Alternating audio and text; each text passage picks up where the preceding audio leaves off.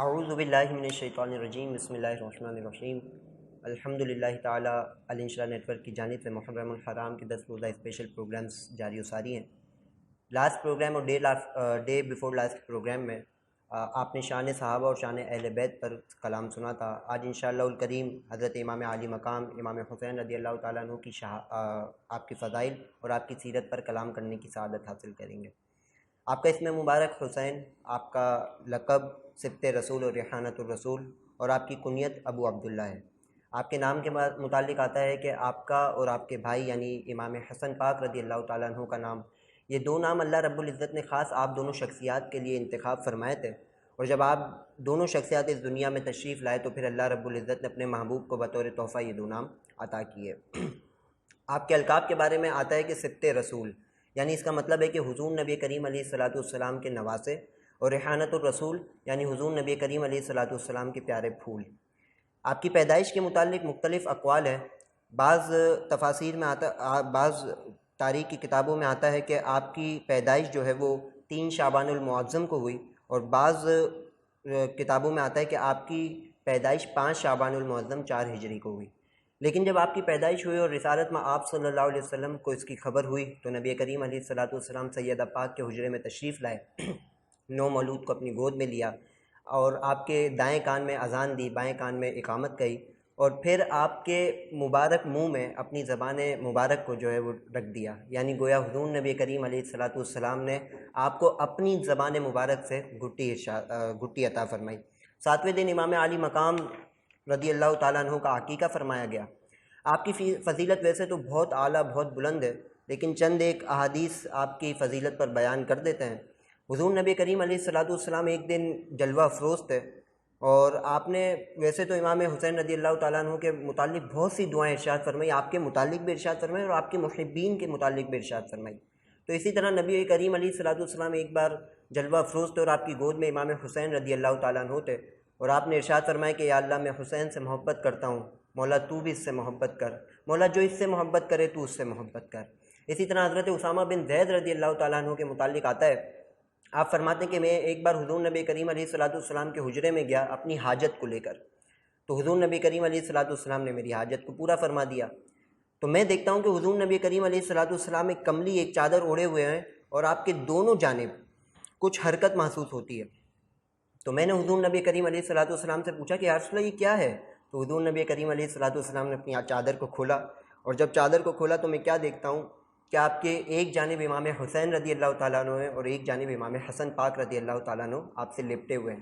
حضور علیہ الصلاۃ والسلام نے اس مقام پر بھی ارشاد فرمایا کہ یہ میرے بیٹے ہیں، یہ میری بیٹی کے بیٹے ہیں، میں ان سے محبت کرتا ہوں، یا اللہ تو بھی ان سے محبت کر، مولا جو ان سے محبت کرے تو ان سے بھی محبت کر۔ اسی طرح آپ ہی وہ شہزادے ہیں اور آپ کے بھائی وہ شہزادے ہیں کہ جن کے متعلق اللہ کے محبوب علیہ الصلاۃ والسلام نے یہ بشارت ارشاد فرمائی، الحسن والحسین سید شباب اہل الجنہ، اور یہی بشارت حضرت حذیفہ بن یمان رضی اللہ تعالیٰ عنہ والی حدیث سے بھی ملتی ہے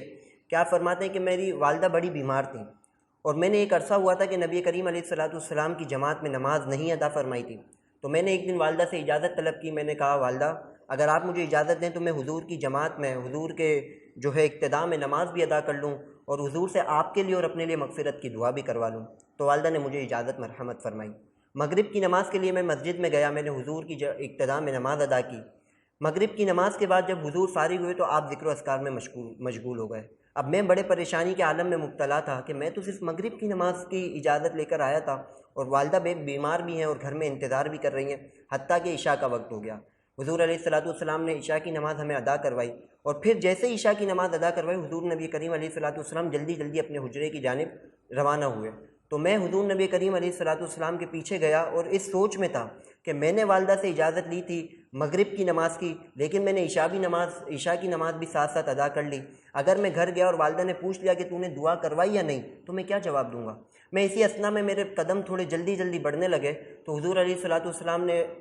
پوچھا من ھذا، کون ہے؟ پھر ساتھ ہی ابھی میں کوئی جواب دیتا تو حضور نے ارشاد فرمایا کہ حذیفہ تو کیا حذیفہ ہے؟ تو میں نے کہا نعم یا رسول اللہ میں حذیفہ ہی ہوں۔ تو حضور علیہ الصلاۃ والسلام نے ارشاد فرمایا غفر اللہ لک ولی امک، کہ اللہ تجھے بھی تیری بھی مغفرت کرے اور تیری والدہ کی بھی مغفرت کرے۔ حضرت حذیفہ فرماتے ہیں کہ جو حاجت لے کے میں اللہ کے محبوب کے پاس آیا تھا ابھی وہ زبان سے نکلی بھی نہ تھی، حضور علیہ الصلوۃ والسلام نے فوراً پوری کر دی اور اللہ کے حکم سے مجھے یہ دعا بھی ارشاد فرما دی، اللہ کے حکم سے جان کر۔ فرماتے ہیں کہ حضور علیہ الصلوۃ والسلام نے میری جانب رخ انور کیا تو فرمایا کہ اے حذیفہ، ابھی اس روئے زمین پر تھوڑی دیر پہلے ایک فرشتہ آیا تھا، اور وہ فرشتہ اس روئے زمین پر اس سے پہلے کبھی نہ آیا، لیکن آج وہ خاص اللہ کی اجازت لے کے اس روئے زمین پر آیا، اور اس کے دو کام تھے۔ ایک کام یہ تھا کہ وہ میری ذات پر مجھ پر آ کے درود و سلام پڑھے، مجھے سلامتی پیش کرے، اور دوسرا کام یہ تھا کہ مجھے خوشخبری ارشاد فرمائے۔ تو میں نے حضرت حذیفہ عرض کرتے ہیں، فرماتے ہیں کہ میں نے حضور سے عرض کی کہ یا رسول اللہ وہ خوشخبریاں کیا ہے؟ تو کہ حضور علیہ الصلوۃ والسلام نے فرمایا کہ فرشتے نے مجھے یہ خوشخبری دی کہ آپ کی بیٹی یعنی سیدہ فاطمہ الزہرا تمام جنتی خواتین کی سردار ہیں، اور آپ کے دونوں شہزادے یعنی حسن اور حسین تمام جنتی نوجوانوں کے سردار ہیں۔ تو یہ آپ کی فضیلت میں آتا ہے۔ اسی طرح آپ کی فضیلت میں یہ بھی آتا ہے کہ اللہ کے محبوب علیہ الصلوۃ والسلام نے یہ بھی ارشاد فرمایا، حسین منی و انا من حسین، حسین منی و انا من حسین، احب اللہ من احب حسینا و ابغض اللہ من ابغض حسینا، حسین صبۃ من الاسباط، کہ حسین مجھ سے ہے اور میں حسین سے ہوں۔ اللہ اس شخص سے محبت کرے جو حسین سے محبت کرتا ہے، اللہ اس شخص سے عداوت رکھے جو حسین سے عداوت رکھتا ہے۔ اور پھر حضور علیہ الصلوۃ والسلام نے فرمایا کہ حسین میری اولاد سے ہیں۔ اور امام طبرانی نے اس روایت کو، مصنف ابن شیبہ نے اس روایت میں مزید الفاظ کو ذکر فرمایا کہ اللہ کے محبوب علیہ الصلوۃ والسلام نے یہ بھی ارشاد فرمایا وَلَعَنَ اللَّهُ قَاتِلَهُ، کہ حسین کے قاتلوں پر اللہ رب العزت کی لعنت ہو۔ امام طبرانی کی روایت بھی بڑی شاندار ہے، بڑی خوبصورت ہے۔ فرماتے ہیں کہ امام حسین کی فضیلت میں اور امام حسن پاک رضی اللہ تعالیٰ عنہ کی فضیلت میں حضور نبی کریم علیہ الصلوۃ والسلام نے ایک مقام پر ارشاد فرمایا کہ جب جنتی داخل جنت ہو جائیں گے تو پھر جنت اللہ کے حضور یہ اپنا معاملہ پیش کرے گی کہ اللہ کیا تو نے مجھ سے وعدہ نہ کیا تھا کہ تو مجھے دو افراد کے ذریعے مزین کرے گا، میری تزیین و آرائش کرے گا؟ تو پھر اللہ رب العزت جواباً ارشاد فرمائے گا کہ کیا میں نے تجھے حسن اور حسین عطا نہ فرمائے؟ تو پھر جب یہ جنت یہ بات کو سنے گی اللہ رب العزت کی طرف سے تو حضور نبی کریم علیہ الصلوۃ والسلام فرماتے ہیں کہ یہ سن کر جنت دلہن کی طرح فخر و ناز کرے گی اپنے آپ پر۔ اسی طرح عبداللہ بن شداد رضی اللہ تعالیٰ عنہ کے سے روایت ہے، فرماتے ہیں کہ ایک دن میرے بابا جان جو ہے حضور نبی کریم علیہ الصلوۃ والسلام کی اقتداء میں عشاء کی نماز ادا کر رہے تھے۔ حضور علیہ الصلوۃ والسلام جب نماز کے لیے باہر تشریف لائے اپنے حجرے سے تو آپ کی گود میں امام حسین پاک رضی اللہ تعالیٰ عنہ تھے۔ آپ نے امام حسین پاک کو بٹھایا اور آپ نے تکبیر لگائی۔ آپ نماز پڑھا رہے تھے، سجدے میں گئے تو سجدے کو آپ نے طول کر دیا۔ تو مجھے بڑی حیرت ہوئی اور بڑا مجھے تجسس ہوا کہ ایسا کیا معاملہ ہوا کہ حضور نبی کریم علیہ الصلوۃ والسلام نے سجدے کو طویل کر دیا۔ تو میں نے اپنا سر اٹھایا اور دیکھا تو میں کیا دیکھتا ہوں کہ حضور کا سر تو سجدے میں ہے لیکن حضور کی پشت پر جو ہے امام حسین پاک ہیں، یعنی امام حسین پاک رضی اللہ تعالیٰ عنہ اگر حضور کی پشت پر ہوں تو حضور اللہ کے حکم سے اپنے سجدے کو بھی طویل کر دیں۔ جب نماز مکمل ہوئی تو حضور نبی کریم علیہ الصلوۃ والسلام سے صحابہ نے بھی پوچھا، میں تو سارا منظر دیکھ چکا تھا لیکن صحابہ نے پوچھا کہ یا رسول اللہ کیا وجہ ہوئی تھی؟ ہمیں ایسا گمان ہوا کہ ہو سکتا ہے آپ سجدے میں ہیں تو اللہ کی طرف سے آپ پر وحی آئی ہے، یا ہو سکتا ہے اللہ کی طرف سے کوئی اور حکم آیا ہے۔ تو حضور نے فرمایا نہیں، ایسی کوئی بات نہیں ہے، بلکہ معاملہ یہ تھا کہ جب میں سجدے میں گیا تو میری پشت پر حسین تھے اور مجھے یہ پسند نہ ہوا، یہ گوارا نہ ہوا کہ میں اپنے سجدے سے اٹھ جاؤں، اس میں جلدی کروں تاکہ حسین کو کوئی تکلیف نہ ہو۔ اسی طرح حضرت عبداللہ بن بریدہ رضی اللہ تعالیٰ عنہ فرماتے ہیں کہ ایک دن حضور نبی کریم علیہ الصلوۃ والسلام ممبر پر جلوہ افروز تھے اور آپ خطبہ ارشاد فرما رہے تھے۔ تو اتنے میں حجر انور سے امام حسن پاک اور امام حسین پاک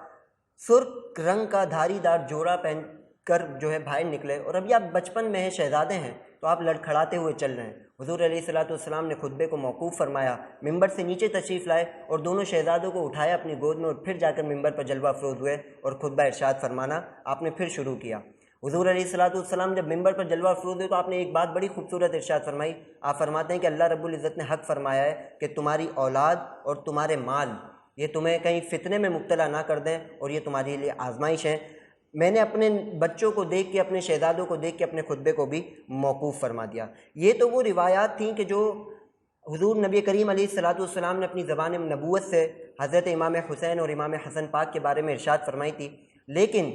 ہم یہ بھی دیکھتے ہیں کہ صحابہ کرام علیہم الرضوان کا بھی